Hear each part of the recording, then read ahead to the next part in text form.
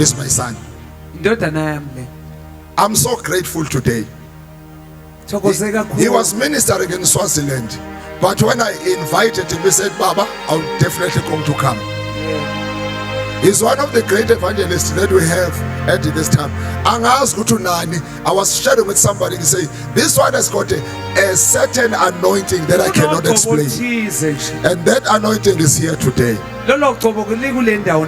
I call you man of God.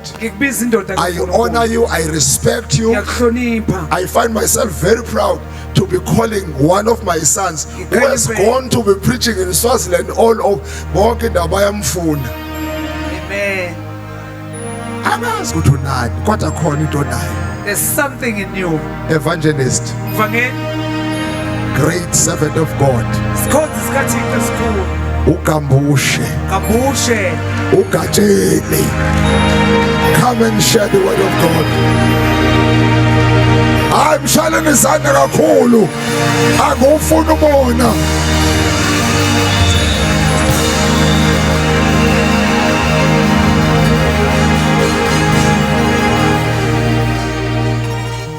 Akabonga uJesu.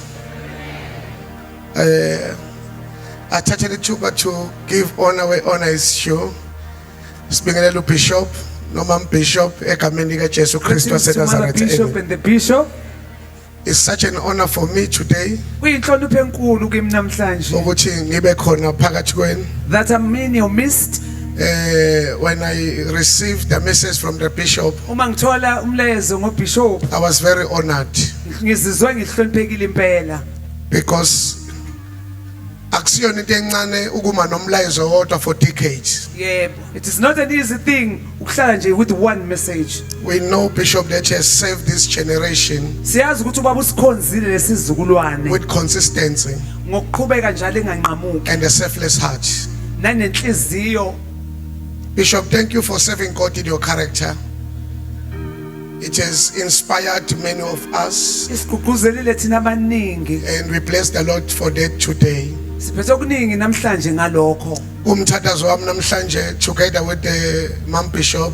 It is my prayer today. Ukuthi njengoba niphuzisa abanye nje. So that when you water others, uNkulunkulu anivusela abazoniphuzisa nani. And then God will raise those who will water you too.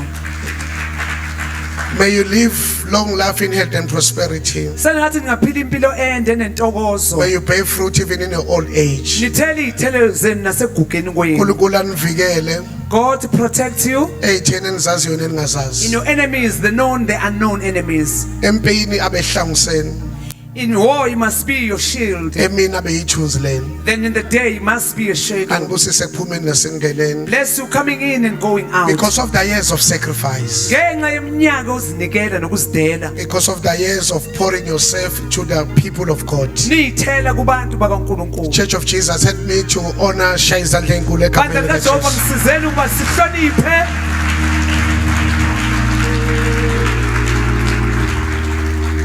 The leadership of the church, all heads of departments, all the saints present today, be greeted in Jesus' name. Your amen is suspicious. Hey, we are sorry, amen. We are be greeted in Jesus' name. I'm a child of God, born again. Jesus granted me favor. Are you ready for the word? John chapter 20 verse number 19. So 20 verse number 19. Abaningi bayamshiya.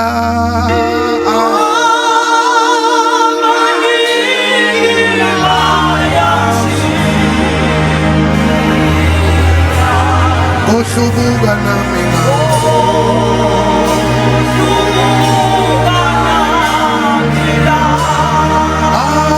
Amani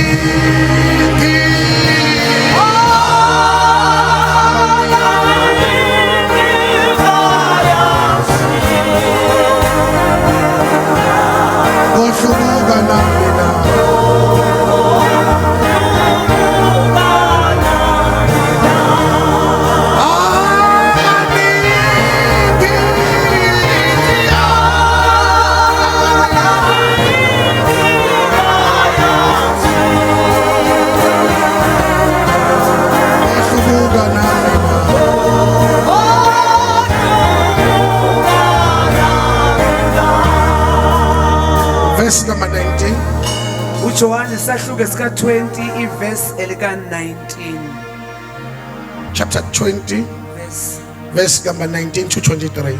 19 to 23. Kwathi kusihlwa ngalolo suku lokuqala loki iminyango ivaliwe lapha abafundi babekhona ngenxa yokwesaba abaJuda uJesu wafika wama phakathi kwabo wathi kubo ukuthula makube kini esekushilo lokho wabakhombisa izandla zakhe nohlangothi lwakhe base bethokoza abafundi lapho beyibona inkosi uJesu wabuye wathi kubo ukuthula makube kini njengalokhu baba engithumile mina nani ngiyanithuma nina esekushilo lokho wabaphephetha wathi yamngelani umoya ongcwele enibathethelele izono zabo bathethelelwe neningabathetheleli izono abathethelelwe. Inkosi busisa ukufunda kwezilayo ibandla lonke lithi amen. Namhlanje ngifisa ukukhuluma kafishane ngendaba ethi why you can't miss church. Why you can't afford not to be in church. The dangers of not attending the church. Abantu, they don't come to church for many reasons. Abanye abaseze enkonzweni ngoba baboleka imali kwabanye bangayikhokha.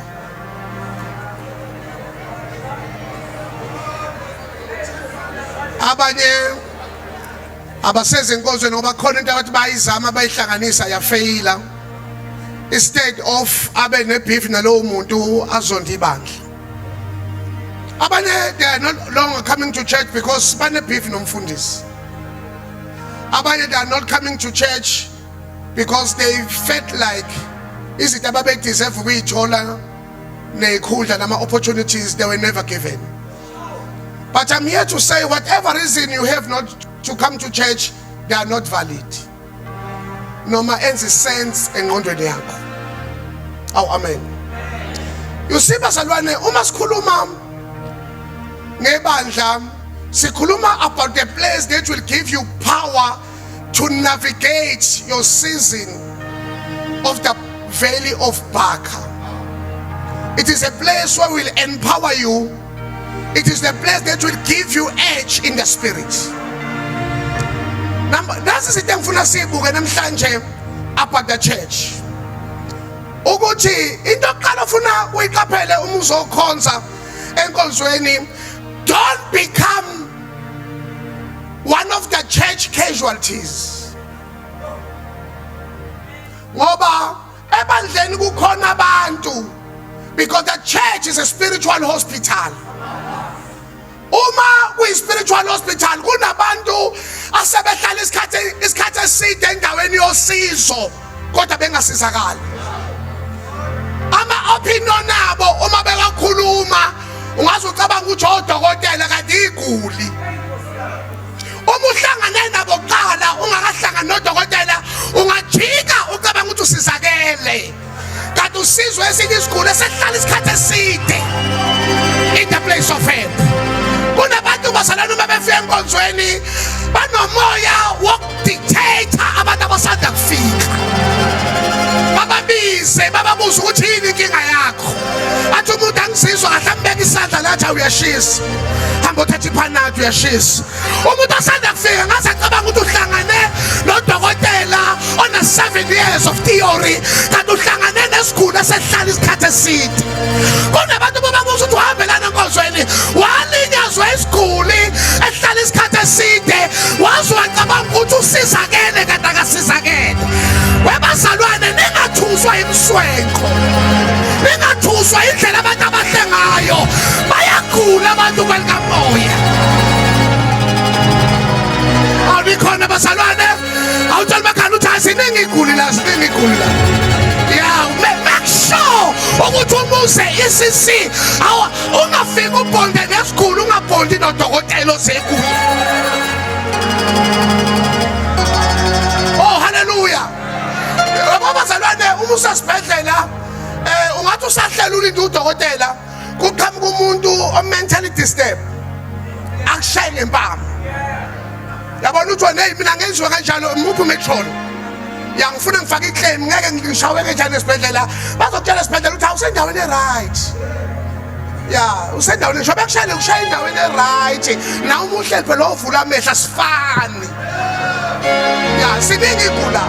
Unayigula sithi sakhonza sibe sikushela. Musukudikile ibandla uthi kuyashelwa nae.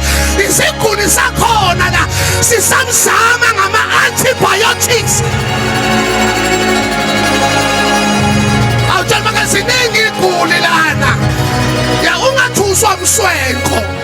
Ya ungathuswa imoto ebhake ngaphandle. When you come to the church, refuse to become the church casualty. Ngaba makuthiwa wanyekela ukhonza uthi ngalimala enkonzweni. Kade ulimala ngaphandle kodwa akazuyeki. Kade ulimala emshadweni wakhe akazuyeki. Kade ulimala esitokofeleni kodwa akazuyeki. Kade ulimala ekhaya akazuyeki. Why uyeke enkonzweni? Uyasiyekela enkonzweni? Because our feelings are bigger than the work of the cross. Ngicela ukubuza uyaqala ukulimala. And then unakulimala uthi sengishithi isibongo. Angisesiyelwe kanjalo sengu-Oliphant. Yindaba uthi ayibangili. No, you don't do that. Bazalwane, onqaba ukuthi ubale is one of the casualties. Elimala enkonzweni. Abangama kaJesu. Hey bazalwane, abazalwane bayalimazana. Bakulimaze usala usenyameni bangena emoya. Tell them never refuse to be a casualty in the local church. Nikole bazalwane. Nikole bazalwane. Yeah, number 2. Oh Lord, have mercy. Have mercy, Jesus. You see, bazalwane, don't let the politics of the local church neutralize you. Uyabona ke uma enkonzweni number 1 uzohlala kahle. Number 2 uhlala isikhathi eside. Number 3 useve kahle. Refuse to be part of local politics. Refuse to belong to groups. Refuse. Uyabona ngeke useve kahle enkonzweni wenza inkonzo kahle ungakafi maqondana leyo nkonzo. Oh no, have mercy. Uma uzoseva uthi useva, yabona useva kahle useva unikwa amagama. Twana i-deputy of God. Twana i-daughter of Zion. Okwazike ukuthi uma laba sebekunika amagama inkonzo yakhe ine-impact. Musukuyekiswa inkulumo. Serve faithfully. Ya ungabelongi kuma-groups ebandla. Yeah, belong to the church and belong to Jesus. Come to church. Donza khonza nikela thandazela uthatha isikhwama sakho uphumule ekhaya. Ungabelongi kama groups analyze ama sermons. Oh hallelujah. Don't be neutralized. Ukuthi uma sekume bani awusawuvuma amen. Kanti uNkulunkulu une tendency lokugcoba umuntu ongamphiwe. Indumiso ivele ibekwe kulosiso ongamphiwe. Usukuthi nayi lento kade ngikhulekela. Wemazane run away from preferences.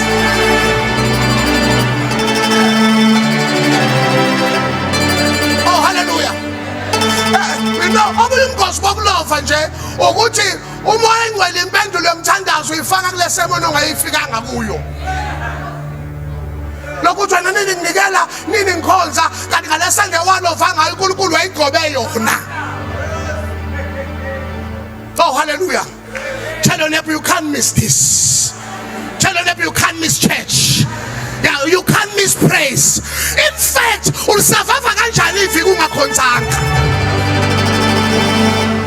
Uma abanye osebenza nabo beqimlile ekuseni beze office wena uthembeni. Oh hallelujah. Don't allow the politics of the church to neutralize you. Albonga igama kaJesu. Albonga igama kaJesu. Oh hallelujah. Abanye bathi you are no longer coming to church because abazalwane they are judgmental. But abazalwane bayajajana. Sanibonani. Abazalwane banjani? Uyekiswa yilokho. Ukuthi abazalwane banjani? Uyekiswa yilokho. Ukuthi abazalwane banjani? Wena uma uyibheka nje iminyaka yakhe ayijudge. Kuthi kunento ungenazo umdala kangaka. Awutshela makhanda uthi naleminyaka vele iyangijudge makhelwane naleminyaka nje. Naleminyaka abantu bama ownership asebana abantu abarentayo leminyaka nje. Leminyaka ithi leminyaka funa ngabe ngwami hayi kithi leminyaka. Uma usuzothathwa abantu enkonzweni yini ephatha kabuhlungu. Ngoba nemoto ohamba ngayo iyakujudge. Nomsebenzi osebenza uyakujudge. Nengubo egqokile manje iyakujudge. Ikathulo ayifakile siyakujudge. Ifoni ayiphathayo yenza njani? Njalo makhanda uthi kade ngijudgeka mina. Ngeke ngizoyeka namhlanje ngoba ngizojudge abazalwane. Awulikhona onke abazalwane. Alibonge igama likaJesu. Webazalwane yeka abantu bajudge. Qhubeka ukhonza uNkulunkulu. Alibonge igama likaJesu. Yeah, life is full of judgment. Njoba hleli nomuntu ojudge iduku lakho njoba hleli nje. Kunomuntu obuka iwivi yakho eyibuza uthi iwivi noma impepho lekwenze njani? Jalmakhala uthi by the way ngisekhoneni benkosi. Hayi bazalwane, hayi bazalwane, bazalwane. Kuqala enkonzweni yini ukujudgwa.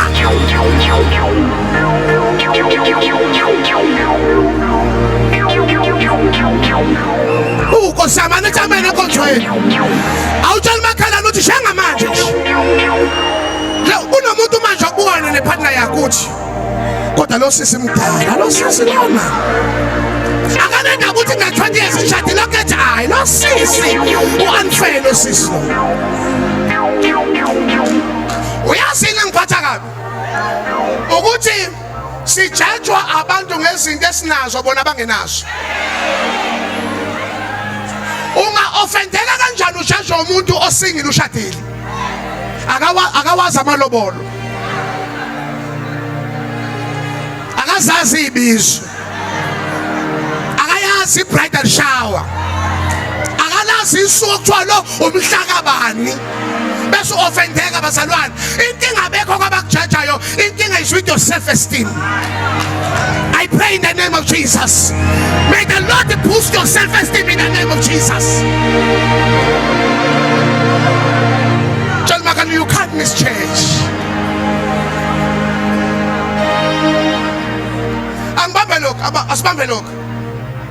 You don't know why you don't miss church? Because church is not a destiny, church is you. Uma kulove wena inkonzo ayifikanga. Hey moyingcwele. Awutshela makhelwane. Church is not a destination. Church is me. Okwazi ukuthi uma ngesikhathi sokukhonza wena udecide ukuya gateway, yisonto ese-gateway. Ngoba isonto akusiyona indawo esiya kuyo. Isonto ithina. Ingakho uma singena lapha kumele ngene wonke umuntu ephethe isikhuni sakhe esivuthayo. Afike ezosibeka phansi, nomunye abeke sakhe, ne-worship team ibeke yaso, nomunye abeke sakhe, bese kwenzeka i-atmosphere that is necessary for the day. Shout hallelujah. Hey, but the church is not the building. The church is you sitting at home. Hey, but if you can understand the dimensions that me, I am the church. That's why once is in there wrong wedwa bathi abantu kade abazalwane banjani kodwa lento buyenza wedwa. Why? Because you are the representation. Asikwazi ukukhonza nawudona asingayingeni indaba zakhe. Asikwazi sidlalela ithima yodwa isitha sidena ngakuwe. We must warn you.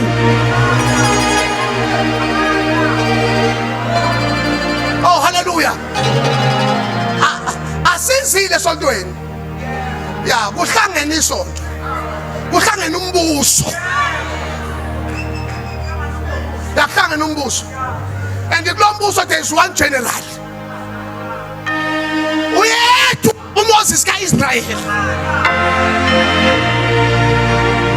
You can't afford to miss this.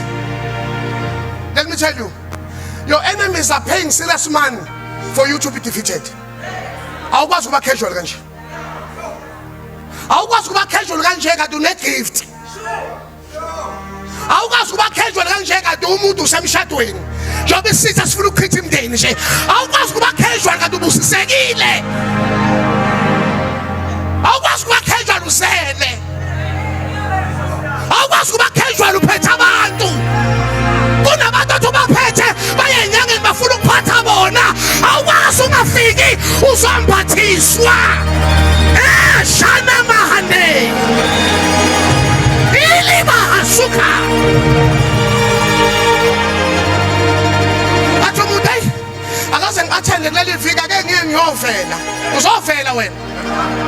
Siyakuthina sizokhonza wena uzovela. Uklokha emsebenzini uklokha nasenkonzweni. I warn you. Ingakufikeli season of the veil of back and the attitude. You won't survive. You won't survive. The attitude yakho is the attitude of the defeated people. The attitude yakho, the attitude the familiarity. So figure school, so figure sinigele, so figure stress. It's not about that. It's about knowing the current affairs of God. Church is not a destination. Oh, can I take it further?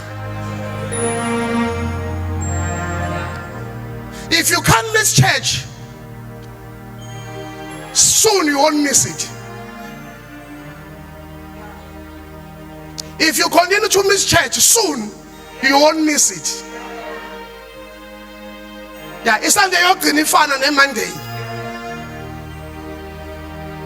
Uyababa salwane ingakho kufuna kube nazi izinto la empilweni ezokwenza uthobe uma inyama ithi phakama.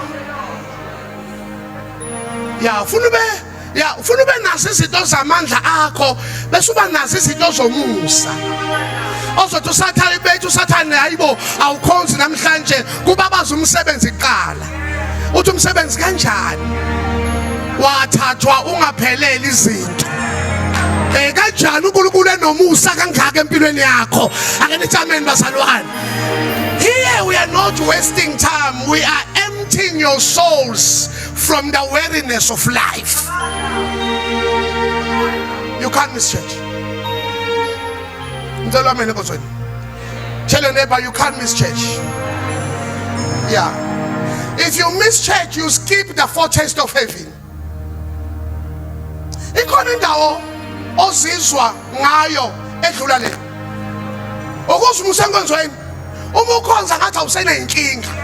Uma ungabona umuntu akade umfanele umbalisela izole ngathi hawu. Wena futhi usujabule kanjena kade kunento nje khona lana. Hayi bazalwane, asikho nje phakathi kweindonga. We are before the throne room. Kunento nje khona lana ngazi kodwa kunento nje umungena lana abasindwayo bathi bengagogelanga umuntu kodwa baphume sebethuliwe imthwalo, because church is a place where supernatural meets humanity. Through scripture, the Bible says uJesu watshela abafundi bakhe wathi ngizofa, but after 3 days ngizofika ngiyobe sengivukile. One of the danger of missing church ukuthi this moment won't come back again.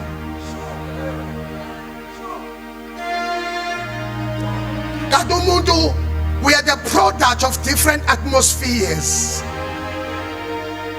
Ngoba the beauty about the church kungashunyayelwa into manje wayibona irrelevant ithathe uyifaka emgodleni wakho uqhubeke nendlela ngoba awazi lapha ko March, April, May kungenza kudinga isermon namhlanje. Awulikhona kodwa bazalwane. Yeah, this moment won't come back again. This was after the resurrection.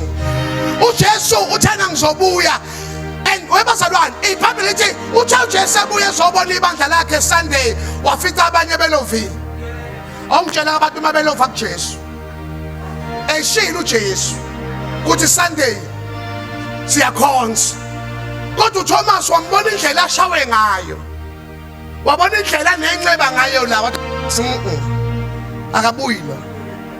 Indlela ashawe ngayo, indlela abhotshozwe ngayo futhi ameve ekhanda mhlawumbe amphambanise ngeke akhumbule nento ayishilo kanti uJesu on the third day lithi Bible Jesus resurrected.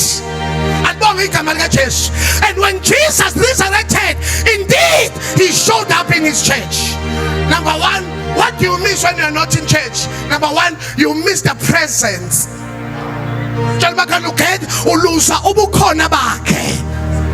I'll tell you the difference between gathering is the presence. Umehluko phakathi kwethu manje nomunye nje umhlangano khona la edobheni ukuthi phakathi kwethu kunobukhona bamaZulu. Oh, hallelujah.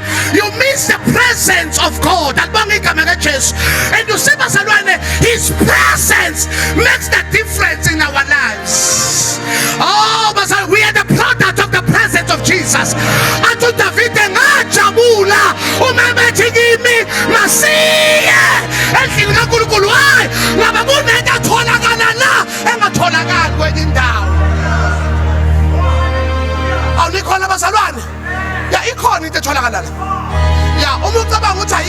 Remember your first day when you came here. Yeah, you present is in let your gezan. Yeah. Manje ukwazi ukuphakamela into yakwenza. Yeah, kunama results esinawo anga correspond nokufunda kwethu. Kunezinto esinazo uzwa abantu abakude nangempilo bahalela impilo yakho ibuza ukuthi bafunane bafuna isecret. Thina samba nobukhona bukaNkulunkulu uma singenelana kunengube esiyemphathayo. Hayi bazalwane sondelana kunani bafowethu kunengube enjani esimphathayo uma sifika lana simphathisa ingubo yamandla simphathisa ingubo yenkazimulo simphathisa ingubo yogobo simphathisa ingubo yama-possibilities.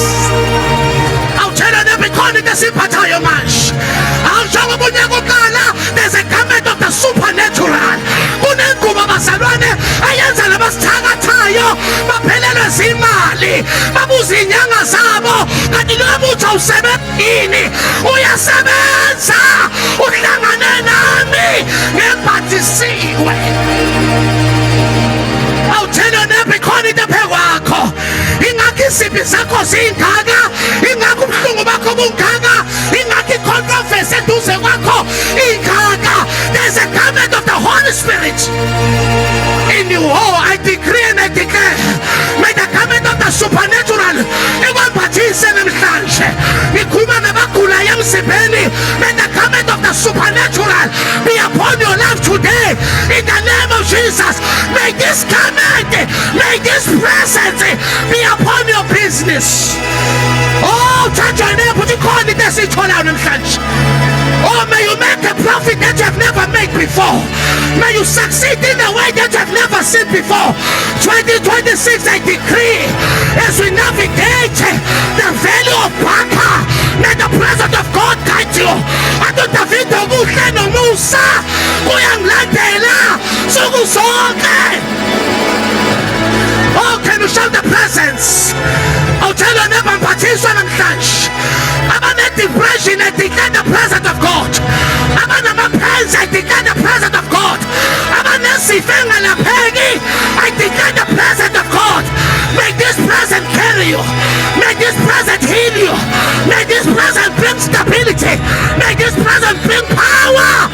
Shout presence. Oh, shada baba baba baba baba. Kula braka patokosh. I announce in the season where tears are your food every day. I decree, may the Lord keep you in sustain you because you came today. Shout hallelujah. Shout hallelujah. Kunengubo esimbathiswayo. Kunengubo namhlanje esimbathiswayo. Ukhona bukaNkulunkulu. Awutshela bekhaya ukuthi ngabe kade ngafa. If it was not for the presence of God. Oh, athi Davida ngiyosuka kuwe ngiyephi. Athi noma ngidlisa ngiyaphezulu wena ukhona. Athi noma ngihlala ikhathi nami endaweni yabafileyo wena ukhona. I decree let the presence of God overshadow you. Can someone shout hallelujah? Can someone shout hallelujah? If you're not here, you miss the presence of God. But if you're not here, you don't only miss the presence, you miss the power. You miss what?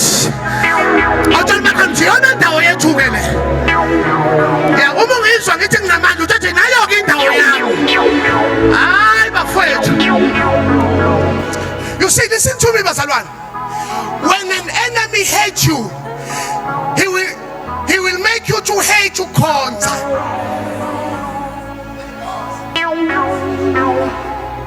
Umusatana kuzonda umbona ukuthi akconnecte nabantu abangakuthanda ukhonza.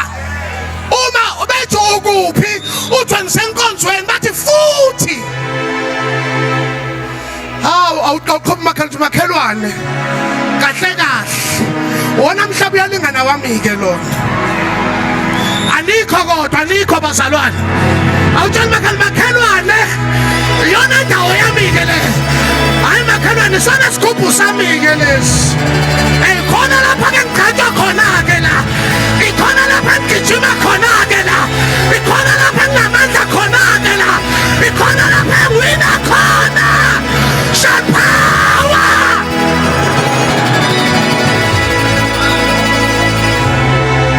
Can someone shout power?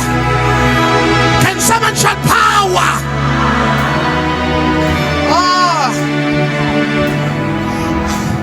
Yipi sanoqala ukuthi unamandla. Yipi sanoqala ukuthi unamandla. Isanoqala ukuthi unamandla. Lithi iBhayibheli uJesu wafika kube namanxeba. Wabatshengisa wona. Yeah, when you have received power, uba namandla kuma phambi kwabantu abakubethela. Kodwa ungekho bitter.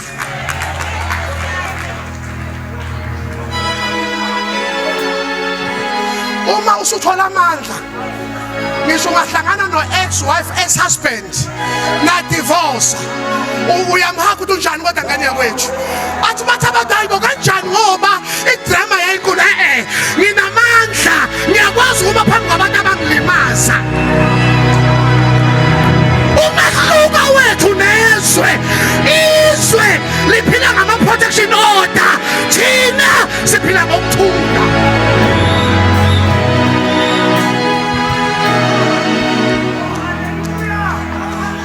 Awutshela makhelwane awulimele wethu sonke silimele. It's just that we don't prioritize our wounds, we prioritize the presence. Ngiyacela ungenze lokho uma uthola ithuba lokukhuluma nabantu, don't put the mic on the wound.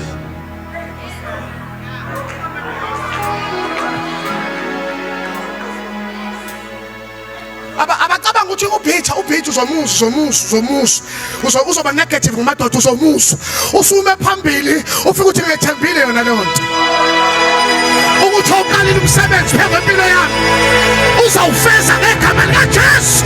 Shout power. Ngiyawezwa kakhona namhlanje. Why I say you miss the power? You miss the power ngoba lithi iBhayibheli uJesu oya ethuneni noJesu obuya ethuneni abafani. uJesu before ethuneni ubefika eminyango angongoza. Kodwa uma sebuya ethuneni lithi iBhayibheli abafundi babevalile umnyango kodwa uJesu wangena. Hayi ongithintela ababili abathathu uthi makhelwane u2026 sizo sizongena kuvaliwe, sizongena bethakathile, sizongena bekhulume kabi, sizongena bengafuni. Shout power.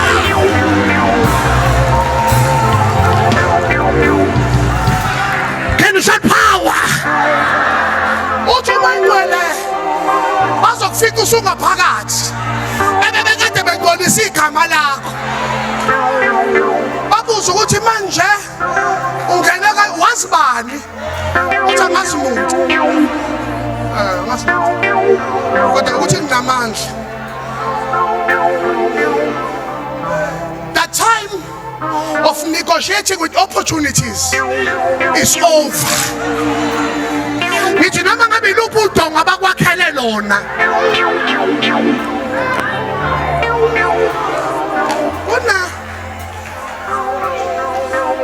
prophetess, as I'm ministering, uNkulunkulu ungitshengisa to someone who's working with property. Uthi uNkulunkulu, this is the season where your pain will make sense.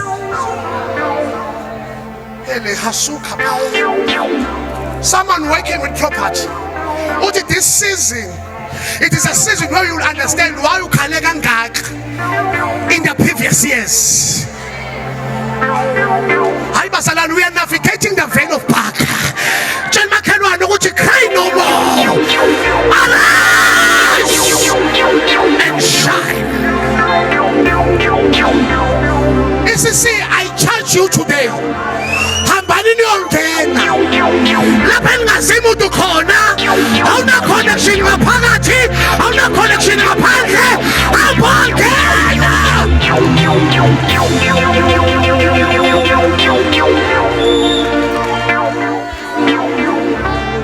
Yana ndawo yetheni bazalwane le? Indawo yetheni bazalwane?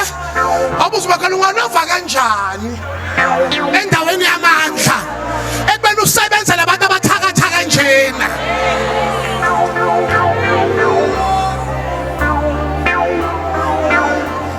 Umulovile enkonzweni. Awulovisile indawo yokukhona. Awulovisile indawo yamandla.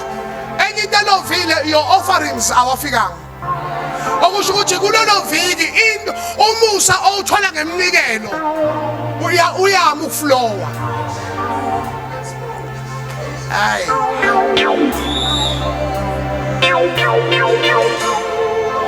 Awujama kodwa ngisakwazi uafford ukulove. Webazalwane, hlalani phansi. Ngizongithandazela khona manje.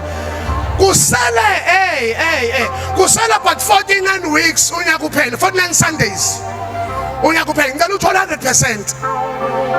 Hlaba ukwazi uthola 100% esikoleni, kodwa ngiyacela kulonyaka ukhonza baba, kunomehluko lethwa ukukhonza. Uyazi kuba umuntu okhonzayo umoya ongcwele wenza kanje, kuke kube nendaba ejuice eoffice, kube nesigaxa. Yabona usizwe echaza ukuthi hayi siyavutha. Avela umuntu okhonza umoya ongcwele menze nje uvela amfaka isalo tape. Uyafisa ukuphona kodwa kube nento ethi ukuze uma sekuphuma ama recordings esefeka kulo muntu okade ehletshwa abuza ukuthi hayi ngiyazi ngeke unquli engasali bathi hayi akashongo lu umoya ongcwele umuntu okhonzayo umnika i-edge in the spirit. Ngicela ukuchazela ukuthi yini abaningi bethu noma sebefikile lokho esikwenza ngabasebenzeli. Number 1, ayikho indawo eyokubusisa ube ufika late.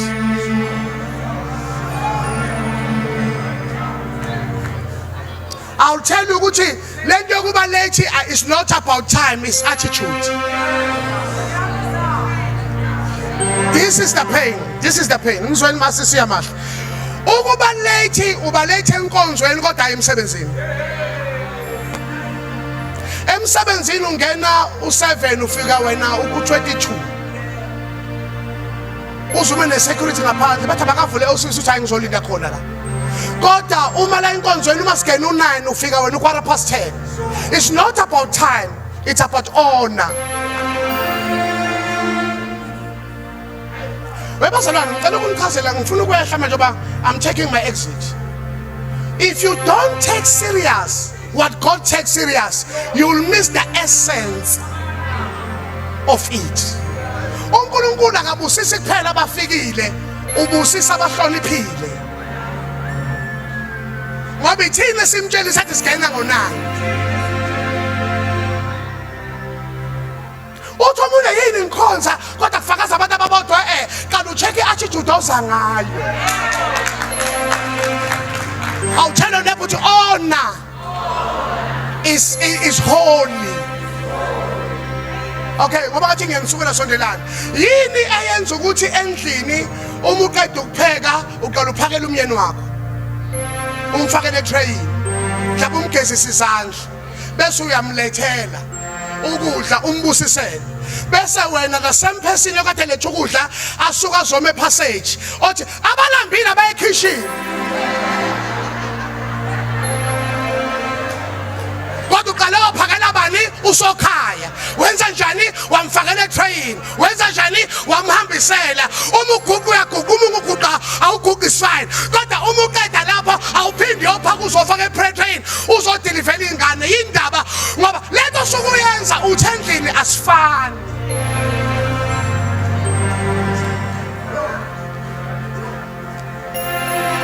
Akujagumula umukhula wena bekuthiwa isitulo sikababa. Isipuni sikababa. Uma wenzekile ngebhadi wahlala esitulweni usehlala wena kancane ungabonanga umuntu. Yini ekususa noma engeke othe suka ususwa ubungcwele behlala.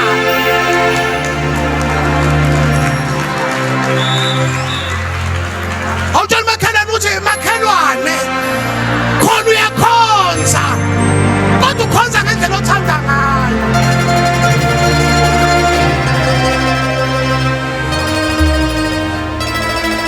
Uthini babantu basalwana? Uthini bishop umeqala iculo? Uthini bishop umeqala iculo worship team ingangeni? Uthi hlalani phansi. Akali nabo. Uthi you have lost a certain level of honor.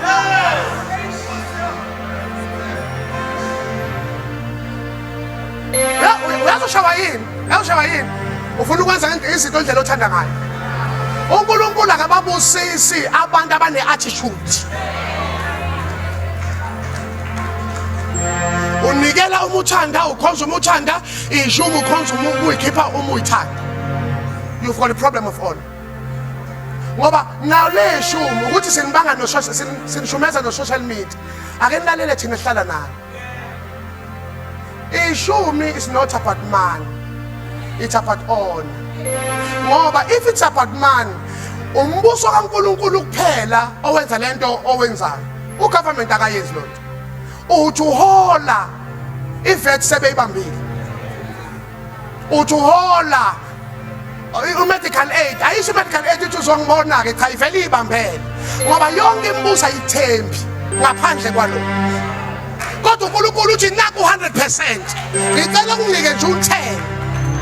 Wena ngoba njengoba udla ishumi awuzidli ngoba uswele. Une attitude efile. Ngoba awuswele. Lena 1000 olidla kumele ngabe uyalidla. Lo 3000 olidla awukwazi ukuthi 3000 uNkulunkulu ekubusise with more. Yini isikhipha ishumi? It's not about man. Into esikhipha ishumi sisuke sithi Nkosi nanku 10. Ngicela ungimaintainele u90 sengathi u10 angikhipha.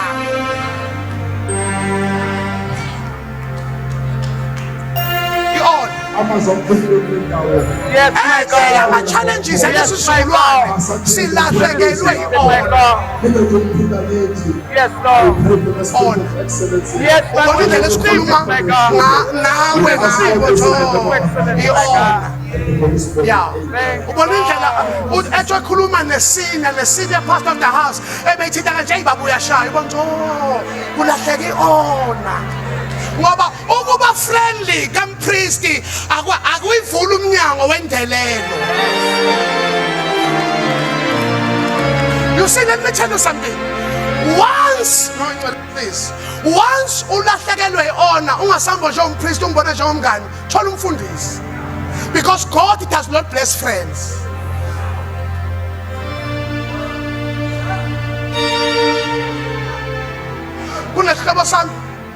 Kunesihlebo sami esasigula bathi kimi, mfundisi, awusami yacela uzomthandazela uyagula. Ngithi mina okay ngizojika kuye, ngizojika lapho manje.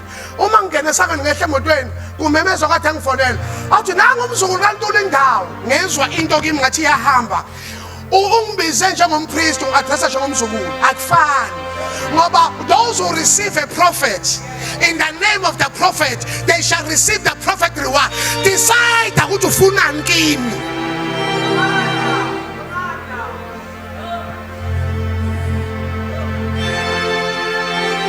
Awukwazi ngolesibili ukumgxeka ngesonto uzongathenda. Ngoba kulezi izandla uthi uNkulunkulu Moses thatha isandla sakho usifake ekhwapheni, uyasifaka ukuthi sikhiphe waphume nokhokho. Uthi uMoses kanjani manje ngiyingceka ukuthi uNkulunkulu Moses it's not about you. Sibuyisele, wasibuyisela nje. Sisaba fresh njengesengane. Uthi Moses Nkosi manje uthi we two in one. Kuzodepend ukuthi umuntu uzoza ngayiphi attitude. Yenza ngithi mina ngikhulula isibusiso kanti ubungihleba manje.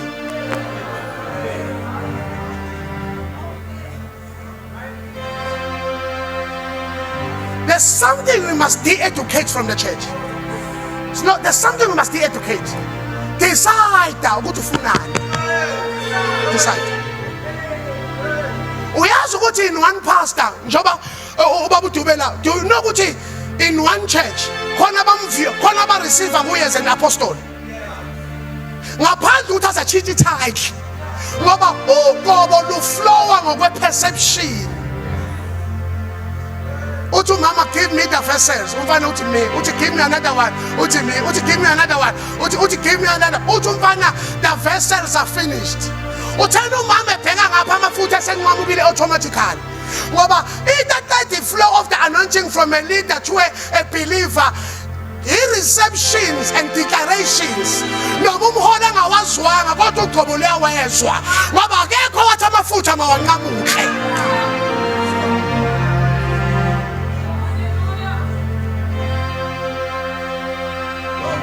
Fix your attitude of honor.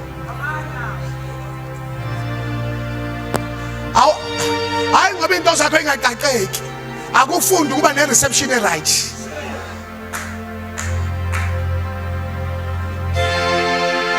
Cela decide namhlanje. Awukwazi ukusuka ekhaya uthi wena ngenkonzweni kodwa nje ngifuna ukuyihlinela, angifune ikhuphu. Yabona nje, yabona nje. Yabona nje uzoke ngibuzo ngizomtshela indaba zakhe. Bazalwane. Awukwazi ukuzothatha isiqalekiso endaweni yesibusiso.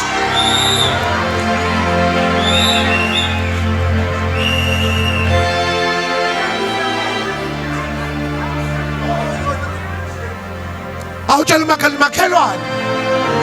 Awuthi mzala. Taka auntie. Awukhonze kahle kulonyaka.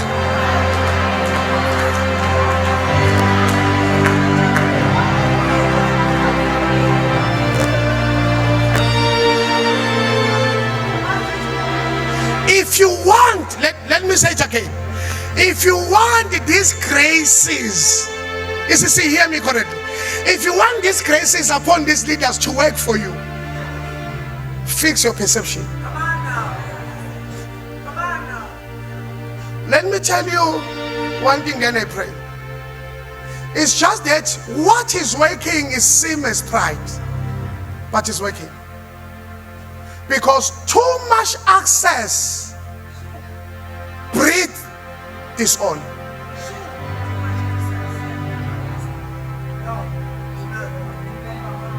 I was ministering somewhere. Umfundisi ukhuluma ne-head of protocol. Uthe ngise office uyes. Ulandela omunye umfundisi webandla. Siyahlala phansi.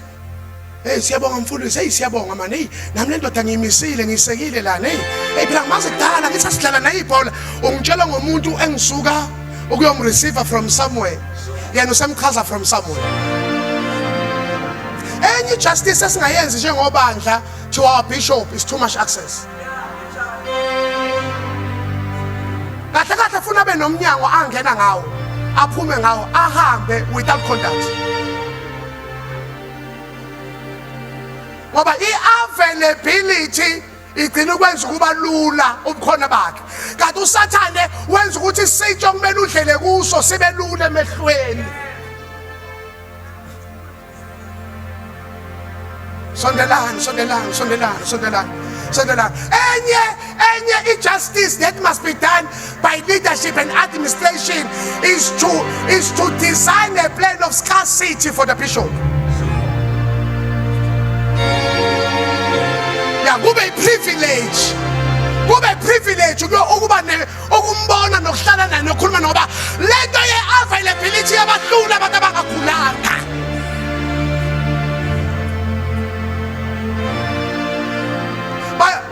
Bayazi abantu abakhulu ekudala la ubungakuhlangana nobabokho endleleni ubememeza ngapho ubuphuma ngemuva emva kwezindlu indaba ngoba umi-authority uzosebenza kumele kube ne-protection.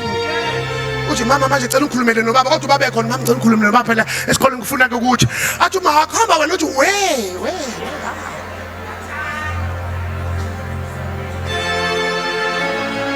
kodwa singathini ngebandla ley'nsuku zokugcina.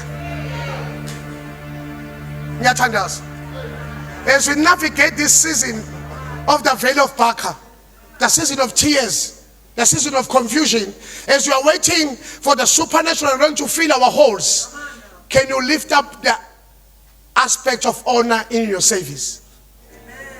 Amen. This is not just a man. This is an office. To access the office, you need the key of honor. Why I repeat, too much availability of the lead. Once exposed to anything, serious. Ngoba uma drive umuntu ngabe endleleni emphendula kabi liyaphunga uqobo. Uqobo must be preserved until meets the demand. Ngoba kuyenze ingakho phela ithi principle uthi uJesu bani ongithintile. Bathi khoma uJesu ngizwa amandla. Awu. Letha ngisho ngoba ngizwa amandla. Because if we are drained, you have gained. Angwazi-ke ukuba access the prior to service. Design a plan where no one come in contact with the anointing before the service.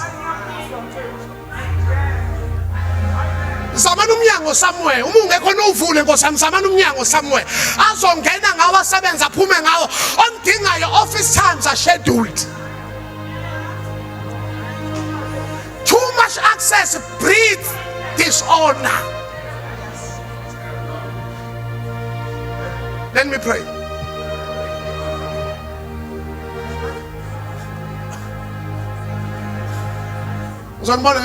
Let me pray.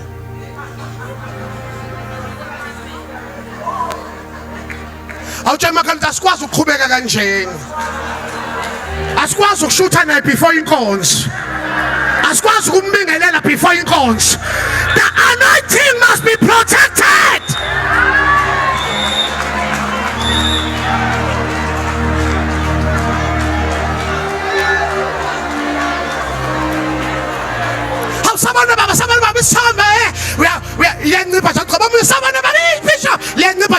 Uthi esema phambili kuthi kunama-challenges awu-1000 afika with the 2% of the anointing.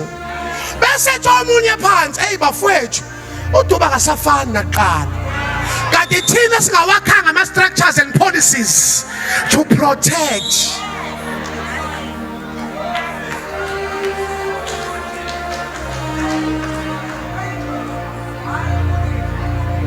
Amen, amen, amen, amen, amen, amen, amen, amen, amen.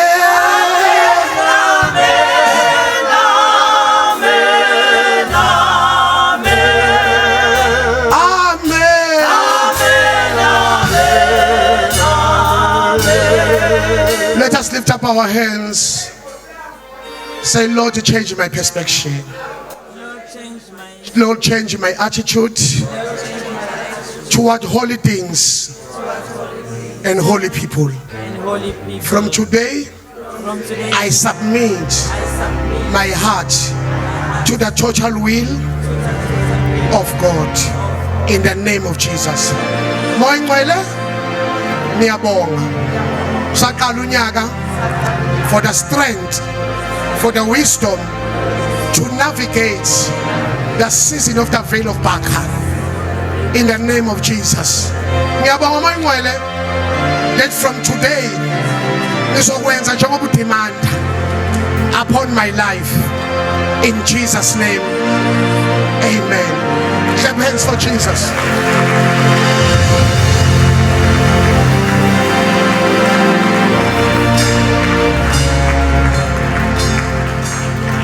Ngiyacela besisize abasinikelisayo as we bring our seed of thanksgiving. When God has released a word for us, we must come with thanksgiving. I don't know, but I wanted just this offering to come to the altar. As it Lord, give us the strength to navigate, give us the wisdom to navigate. In Jesus' name.